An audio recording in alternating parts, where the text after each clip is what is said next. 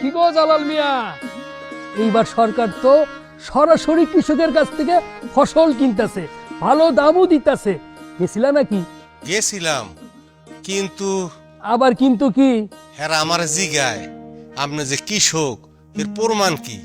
এখন কোন তো স্যার, প্রমাণ কেমনে দিমু?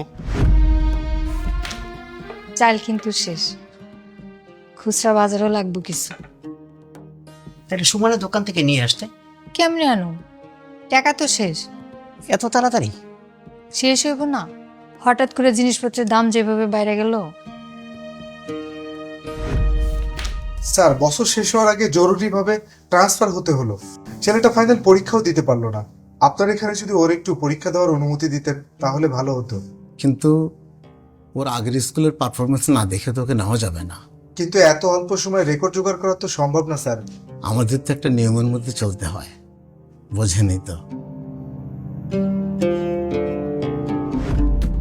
আগামী নির্বাচনে জনগণ বিএনপিকে দেশ পরিচালনার সুযোগ দিলে বিএনপি সরকার নিয়ে আসবে কৃষকদের সহায়তায় কৃষক কার্ড, পরিবারে নারীদের অগ্রাধিকার দিয়ে ফ্যামিলি কার্ড, সবার স্বাস্থ্য সুরক্ষায় এআই ভিত্তিক স্বাস্থ্য রেকর্ড, শিক্ষার মান বাড়াতে এআই ভিত্তিক কানেক্টেড স্কুল ও লার্নিং সিস্টেম, তাৎক্ষণিক জরুরি অ্যাম্বুলেন্স ও স্বাস্থ্যসেবা, অটোমেশনের মাধ্যমে দ্রুততম সময়ে পুলিশি ও নিরাপত্তা ব্যবস্থা, এআই পরিচালিত ইমিগ্রেশন সিস্টেম, স্বয়ংক্রিয় ভূমি ও কর ব্যবস্থাপনা এবং সরকারি ও বেসরকারি সেবা প্রতিষ্ঠানে প্রযুক্তি নির্ভর ওয়ান স্টপ সার্ভিস। ধানের শীষের অঙ্গীকার, দেশ হবে প্রযুক্তি নির্ভর সমন্বিত সেবার।